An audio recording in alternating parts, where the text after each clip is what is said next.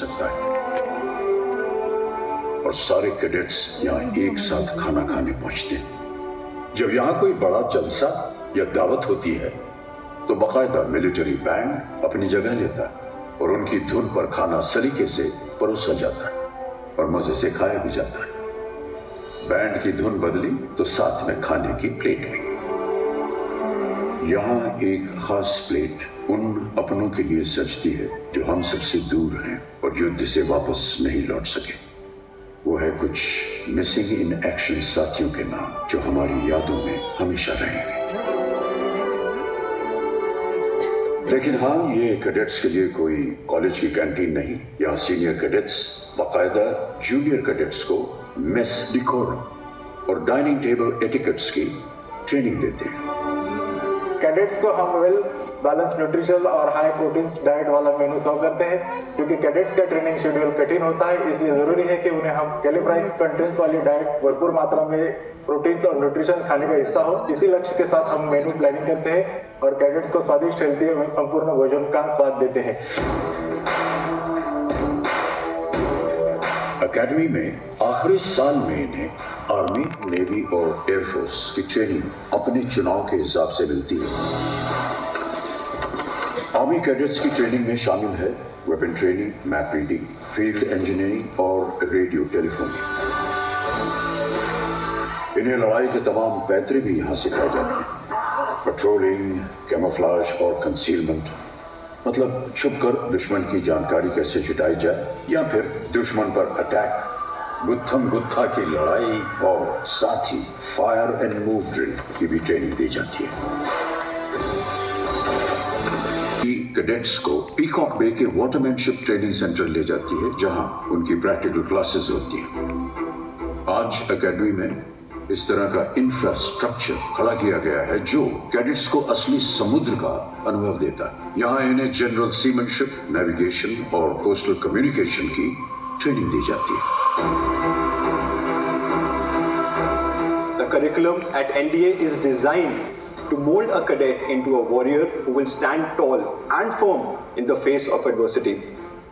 It is our endeavor to equip a naval cadet with the required skill set that will help him navigate the challenges that he might face at sea. Air force training simulated aircrafts पर होती है, पहले ground पर और फिर आसमान में। यहाँ इन्हें एयरक्राफ्ट्स के पुर्जे के बारे में बताया जाता है।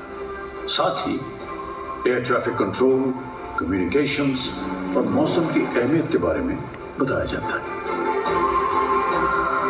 राष्ट्रीय रक्षा अकेडमी के इतिहास में उसके 148वें बैच से जुड़ा है एक नया मुकाम।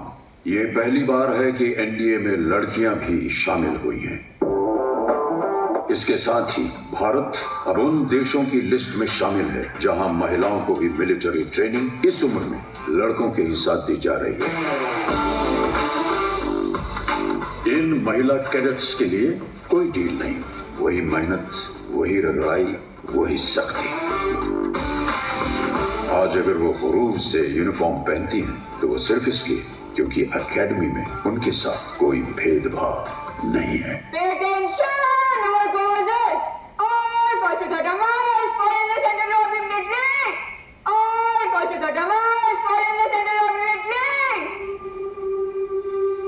Only some people get the opportunity to wear Ashoka on their shoulders. But if you get this opportunity, it comes with great responsibility. And the responsibility increases multifold when you're part of the first batch of female cadets. We are here to trail a path for our junior forces to follow. We have to help them, teach them, guide them, but we ourselves are learning as of now. So our instructors are helping us in doing that. The female cadets train shoulder to shoulder with their male counterparts in the tough routine of the academy.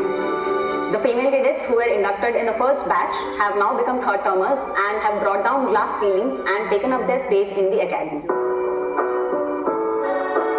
NDA की खासियत यह भी है कि यहाँ शुरू से ही friendly foreign countries यानी मित्र देशों के भी कैडेट्स ट्रेनिंग के लिए आते हैं और इनकी ट्रेनिंग में भी कोई कमी या बदलाव नहीं।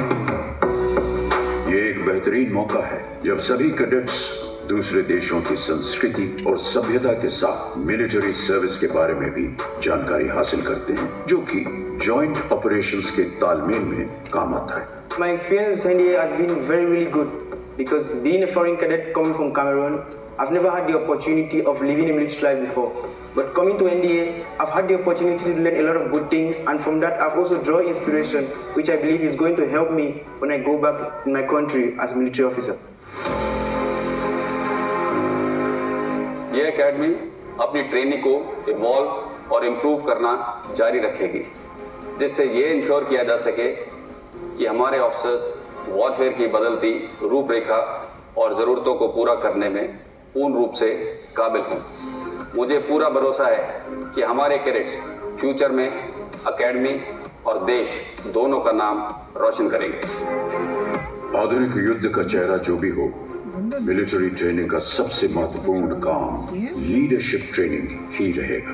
ऐसे ऑफिसर्स को तैयार करना जो ऑलराउंडर हो, फिर चाहे एकेडमिक्स, मिलिट्री ट्रेनिंग या फिर खेल, जो अपनी सेना की कमान हर कीमत पर हर स्थिति में संभाल सकते हैं, सैनिकों में जोश भर सकते हैं, उनके जुनून को दिशा दे सकते हैं।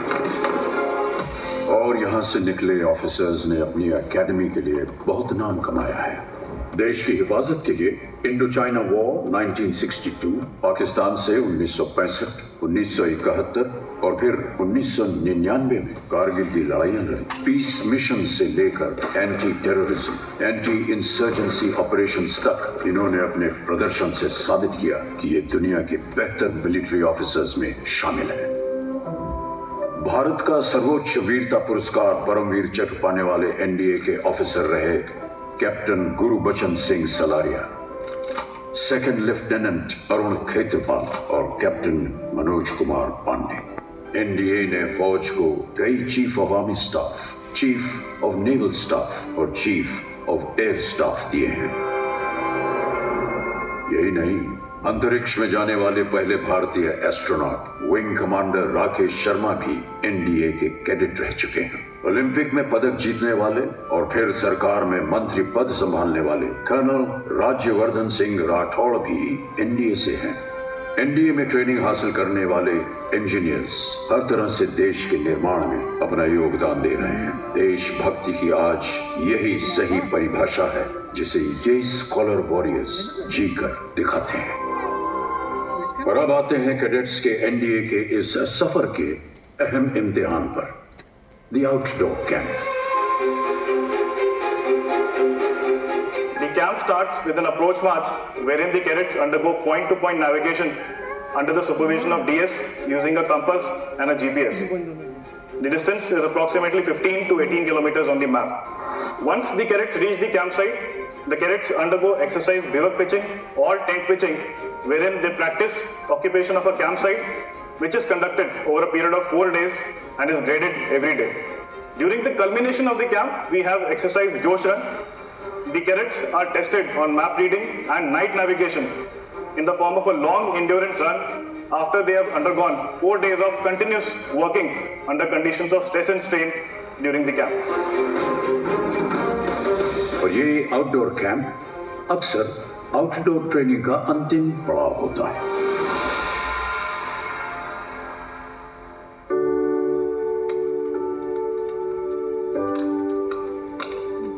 इस रात की गर्माहट में हंसी, खुशी, आंसू सब दिखते हैं। जब यहां मौजूद हर कैडेट बड़े हुरूर से अपने इस सफर को देखता है, उन लम्हों को याद करता है जब उसने पहली बार इस एकेडमी में कदम रखा था।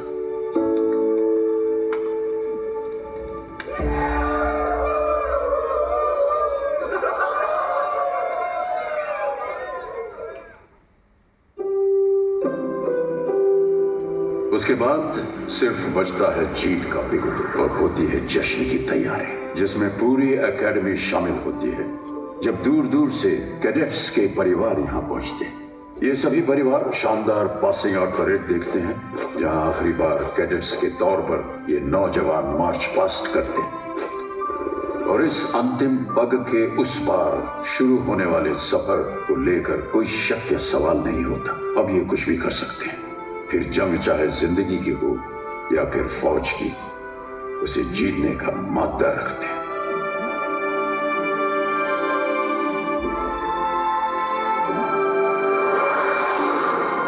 कमांडेंट का जो यहाँ पर स्पीच हुआ था, उस स्पीच में उन्होंने बहुत सारी बातें कही, लेकिन एक बात जो अभी भी मेरे दिल में बैठी है, वो बोले कि पेरेंट्स देखिए, अभी ये जो सब बच्चे पास आउट हो रहे हैं, वो सिर्फ अभी आपके बच्चे नहीं रहे, now they are the sons of nation.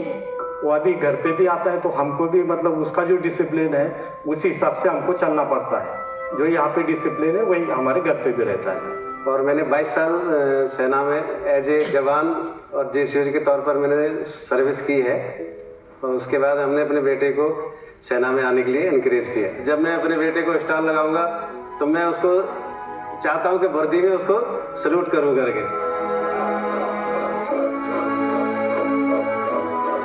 खुद पर यह भरोसा इनकी चाल ढाल और आंखों में साफ दिखता है। ये वो दिन है जो ये अपनी जिंदगी में कभी नहीं भूल पाएंगे। 3 साल की इनकी कड़ी मेहनत, पढ़ाई और ट्रेनिंग के बाद यहां से वे आज सिर्फ एक डिग्री ही नहीं बल्कि जिंदगी जीने का नया अंदाज, गहरी